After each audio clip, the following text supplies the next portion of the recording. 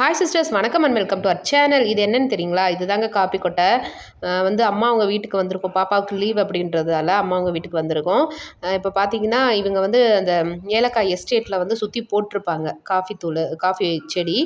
அதுலேருந்து எடுத்து க்ளீன் பண்ணி வச்சுருக்காங்க. இன்னும் இதை எடுத்துகிட்டு கொண்டு போய் மார்க்கெட்டில் போட்டாங்க அப்படின்னா, அதுக்கப்புறம் இதை எடுத்து அவங்க உடச்சி வறுத்துட்டு, அதுக்கப்புறம் அது கூட கொஞ்சம் இன்க்ரீடியன்ஸ் எல்லாம் போடுவாங்க. போட்டுட்டு காஃபி தூளை நம்மளுக்கு அரைச்சி வருதுங்க.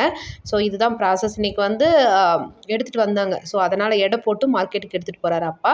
ஸோ அதை தான் உங்களுக்கு நான் வீடியோவை எடுத்து போட்டுட்ருக்கேன். சரி அம்மா, இதை நான் இதுக்கப்புறம் ஆத்திரமாம்மா சரி இனிமேல்டா இதை கொண்டு போய் மார்க்கெட்டில் போடுவோம். மார்க்கெட்டில் போட்டோம்னா அவங்க என்ன செய்வாங்கன்னா வாங்கி கொண்டு போய் மிஷினில் போட்டு உடச்சிருவாங்க. உடச்சா கடல் பருப்பு மாதிரி வரும்.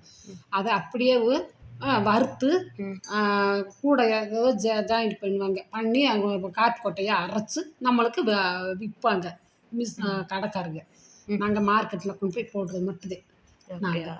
சரிம்மா. சரி பெலல எங்கம்மா ನಿಮ್ಮ ಸೇರಿ ಡೇಟ್ ಇಸ್ತಾರ ಅವರು? 250 ரூபான்னு வாங்கினா அவங்க 300 ரூபான்னு போடுவாங்க. பாருங்களேன், விவசாயிங்க கிட்ட இருந்து 200 வாங்கி அவங்க அவங்களுக்கு லாபம் வச்சு 250 300 அதுக்கேற்ற மாதிரி விற்பாங்க. ஆளுங்க கூப்பிட்டு போய் எடுத்து கொண்டு வந்து வீட்டுக்கு கொண்டு வரவே 800 ரூபா ஒரு ஆளுக்கு சம்பளம். 800 கொடுத்து வீட்டுக்கு எடுத்துகிட்டு வந்து திரும்ப இதை மார்க்கெட்டில் கொடுத்து நம்மளுக்கு வர்ற லாபம் பார்த்திங்கன்னா அதில் ரொம்ப கம்மியாக தாங்க இருக்கும். ஆனால் நஷ்டம் ஆகாது, கொஞ்சம் லாபம் தான் வரும். இதுதாங்க விவசாய நிலைமை.